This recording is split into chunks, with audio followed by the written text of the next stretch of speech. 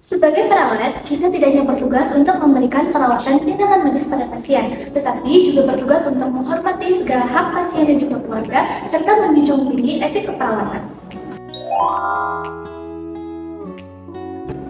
Salah satu tindakannya adalah dengan melakukan withholding treatment, yaitu ketika kita melakukan tindakan menahan atau tidak memulai suatu tindakan ataupun terapi kepada pasien, meskipun pada secara klinis tindakan tersebut dapat memberikan manfaat kepada pasien.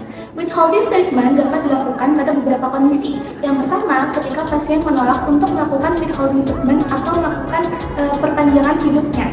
Dan yang kedua, yaitu ketika dokter menolak melakukan tindakan dikarenakan dokter merasa bahwa segala tindakan yang akan diberikan itu sia-sia atau tidak lagi berguna bagi pasien. Salah satu contoh tindakan dari withholding treatment yaitu dengan melakukan DNR atau do not resuscitation, di mana ketika tidak akan melakukan tindakan pertama atau pertolongan pada pasien yang mengalami henti jantung ataupun henti napas. Yang selanjutnya yaitu withdrawing treatment, yaitu merupakan keputusan untuk menghentikan tindakan medis yang telah diberikan kepada pasien sebelumnya. Pada withdrawing treatment dilakukan pada beberapa kondisi. Yang pertama, ketika terapi yang telah diberikan kepada pasien tidak lagi berguna atau tidak bermanfaat lagi. Dan yang kedua, yaitu terapi tersebut dinilai fatigue, atau di mana memberikan banyak penderitaan kepada pasien dibandingkan manfaat. Dan yang ketiga, adanya persetujuan dari wali ataupun keluarga pasien untuk menghentikan terapi yang diberikan. Yang pertama, menjadi dasar penghormatan terhadap otonomi pasien. Yang kedua, memberikan arahan bagi tim kesehatan dalam menentukan tindakan. Yang ketiga, membantu proses pengambilan keputusan keluarga. Yang keempat, mengurangi konflik etika dalam perawatan. Dan yang kelima, mendukung keputusan yang berfokus pada kualitas hidup pasien.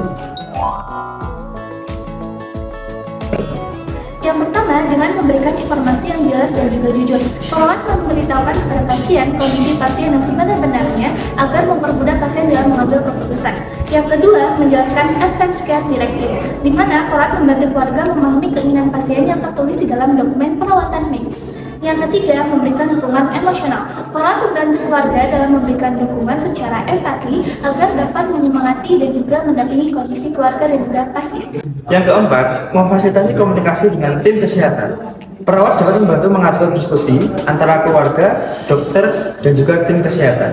Yang kelima, mendorong pengambilan keputusan yang berfokus pada kepentingan pasien. Perawat membantu keluarga mempertimbangkan keputusan berdasarkan nilai, keinginan, dan juga kualitas hidup yang diinginkan oleh pasien. Yang keenam, melibatkan tim pendukung jika diperlukan. Jika keluarga masih mengalami kesulitan, perawat dapat menyarankan keterlibatan tim paliatif, konselor, atau komite etik rumah sakit untuk membantu proses pengambilan keputusan.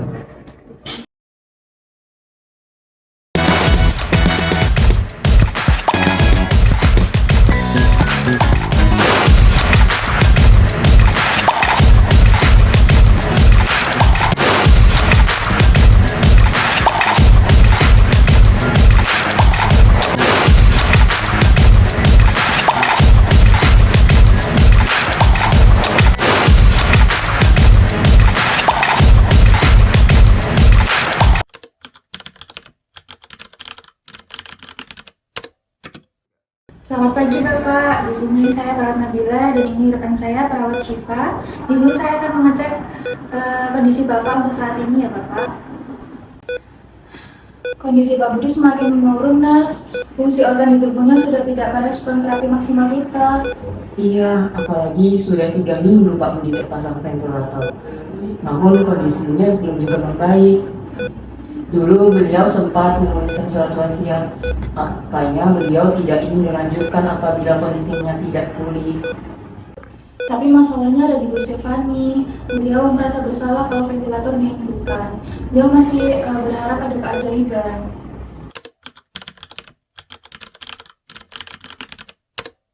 Bu Stefani, saya harus menyampaikan kondisi Pak Budi saat ini. Jadi kondisi Pak Budi saat ini itu mengalami gagal organ multiple, Bu, di mana secara medis kami menyebutnya prognosis yang sangat buruk dan kemungkinan untuk pulihnya juga sangat kecil.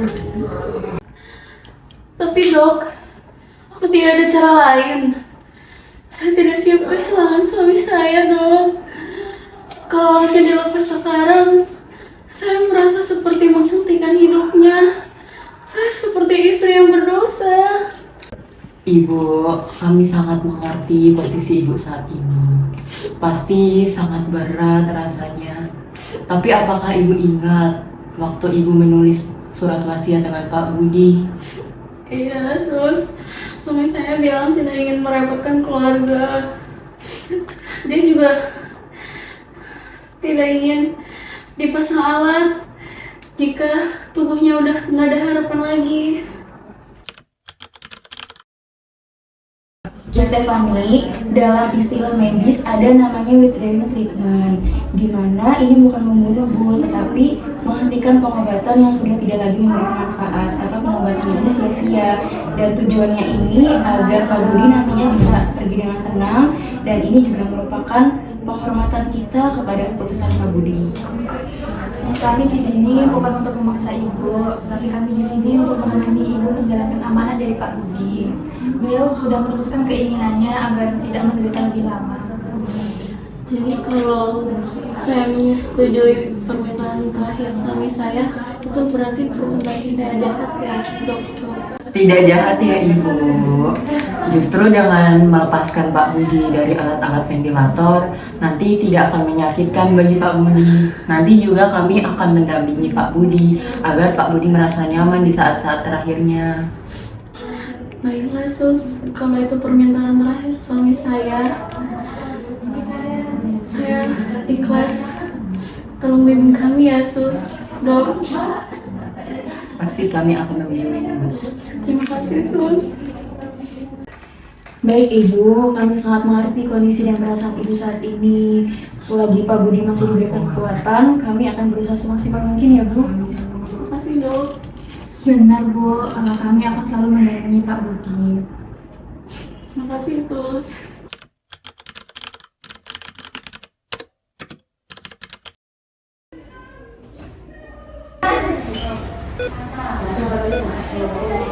Permisi Ibu, Bapak. Baik Bapak Ibu, kami akan mulai proses untuk melepaskan alat-alatnya ya. Iya Sus.